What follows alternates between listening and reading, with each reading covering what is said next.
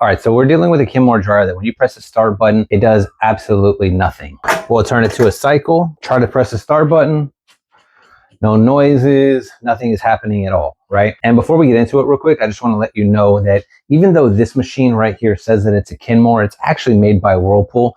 At one point in time, Whirlpool made about 10 or 12 different brands. So if you have a dryer that has the lint trap on the top, Whirlpool is the only manufacturer, as far as I know of here in the States, that ever made the lint trap filter in the top like this. So if you have one that has the lint filter in the top, no matter what the brand is, the repair is going to be the same because it is made by Whirlpool. So we're going to come to the back of the machine and we're going to take this back panel off. Just make sure that you do unplug your dryer cord from the wall before you start messing with any of this right here. And then you just want to take out all the screws that hold this in place. There should be 3 on this side, 3 on this side, and 3 right along in here in this U shape.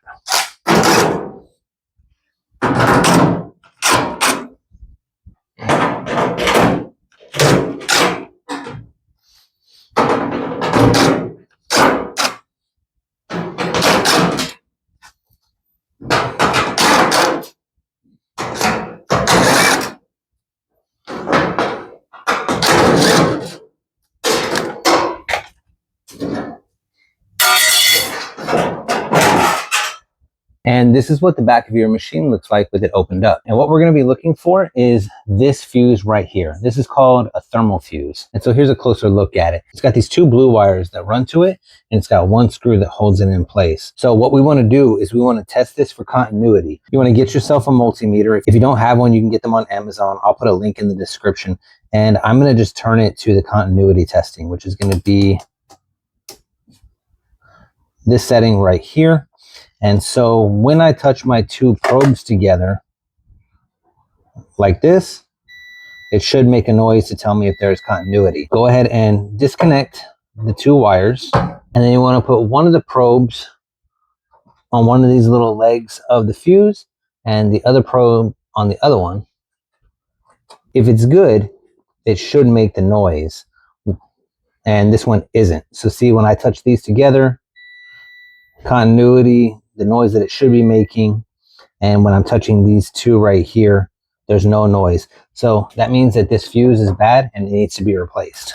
So all we're going to do is take a 1/4 inch hex bit, unscrew this, and then we can take a new one, just pop it on there, screw it back in, and reconnect your wires.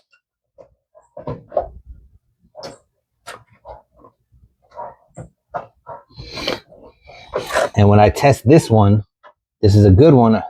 And so this is a brand new one. So when I test it, it makes the noise showing me that there's continuity and that it's good to go. This is literally one of the easiest repairs you're probably ever going to come across for your dryer. And it only takes a few minutes to do.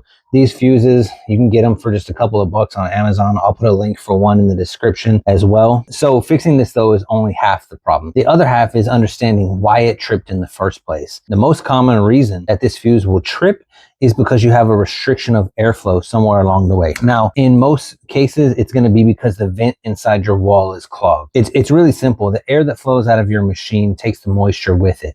And if there's a restriction of airflow, air and the moisture are not going to be able to get out at the rate that they're supposed to. First thing you're going to notice is really long dry times. And then eventually, because it raises the internal temperature inside of the machine, it trips this fuse in an effort to let you know that, hey, something's wrong. So again, you can replace this fuse, but if you don't fix the bigger problem, it's just going to trip again and you'd have to put a new one on. So with this type of machine, there are 3 reasons that this would trip. And like I stated before, the first is going to be that the vent inside your wall is clogged.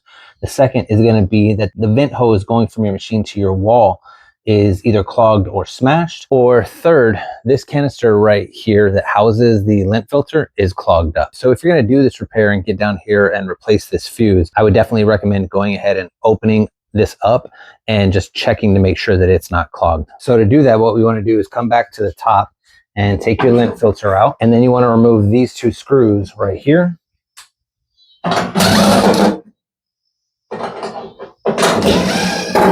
And then you want to come back to the back of the machine, and there's 4 screws that hold it in place. There's 2 on this side, and then there are 2 on this side as well.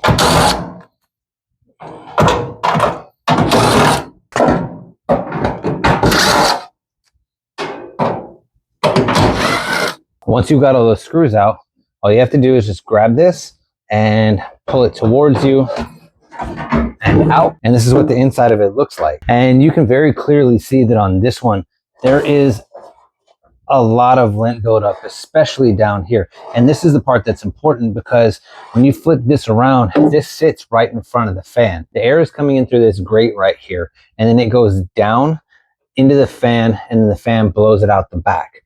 So if this is clogged up, that's causing a restriction of airflow, and it could be the cause for this fuse tripping. So you want to make sure that you clean this out. All right, now that we've got this all cleaned out, you can just slide the top part back up in here and screw this back in.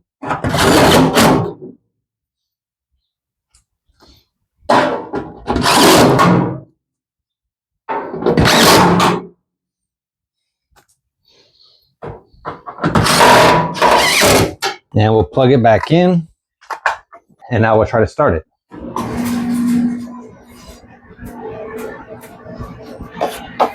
And there you go. Now it's back to running. So again, the issue with this dryer starting was just that the thermal fuse in the back had blown. And I can't tell you how many times I've seen people get rid of their machines for something that's a super simple fix, or they call a technician, and you know, they get charged $100, $150, $180 to fix something that, you know, if you do it yourself, costs you $2 or $3. So that's all there is to it. I hope I was able to help you get your machine back up and running. Hope I saved you a bunch of money by not having to call a service technician. We'll catch you next time.